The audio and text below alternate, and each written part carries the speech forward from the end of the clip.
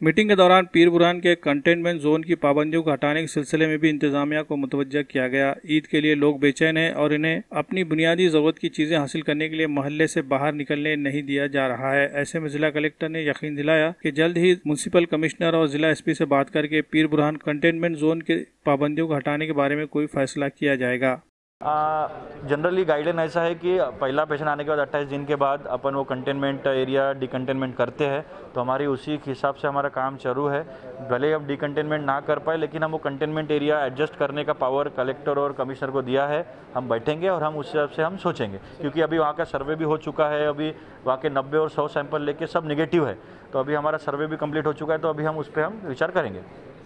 एक दूसरा मुद्दा पीर बुरहान के ताल्लुक से कुल जमाती तहरीक के साथ में जो आज कलेक्टर साहब की, एसपी साहब की और कमिश्नर साहब की एक कॉमन मीटिंग रखी गई थी, इसमें हम सभी ने एक बात को बहुत ज़ोरों से उठाया, क्योंकि 28 दिन हो चुके हैं, 28 दिन बीतकर 2-4 दिन ज़्यादा हो चुके हैं और जो